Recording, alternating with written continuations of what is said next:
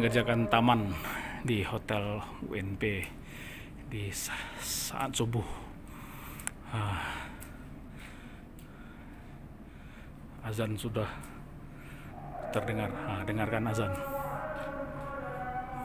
Itu dia. Lihat dulu. Gelap. Tuh.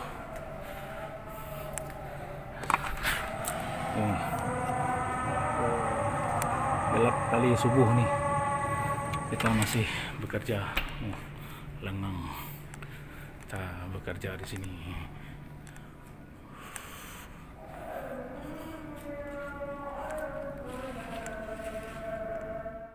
Akhirnya selesai juga. Jam 5:30 pagi. Taman bunga selesai juga. Ini dia. Jam 5:30 pagi baru selesai semuanya.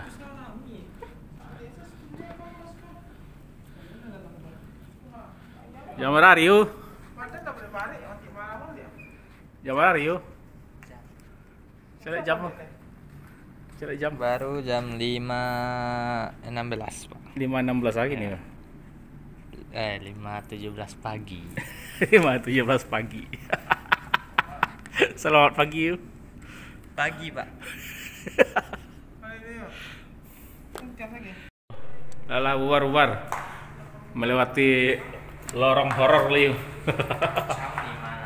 Lalu siap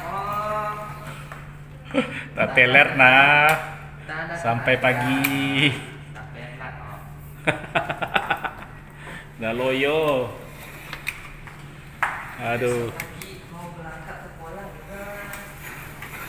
Dadah Ayu. Kalau di hotel lu ya. Menggelep. Tidak balik lele mengalir lo sekitar kado orang tipu tu le. Ayo dalam lift. Berminyak engkau biasanya. Lain lantai 3 tu Pak. Siapa nak lantai 3 tu yo, lamban yo. Siapa tu yo? Ada orang rumah yo. Ayo. Ada lah Pak. Horor ni. Ada celerakan celeh. Sanakan tu ada orang.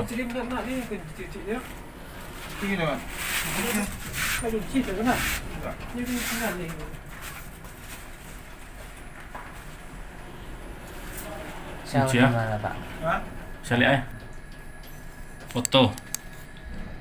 Apa Pak? Dari satu. Lihat yang di luar aja Pak.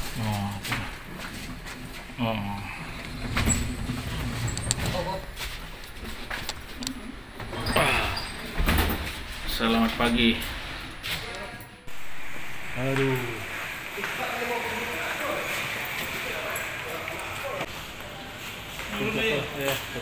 Nurun boleh ya?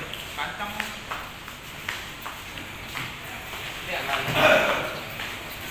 Kita meletakkan lagi barang di mobil. Selamat pagi. Pak Fajar. Sekarang mobil tuh.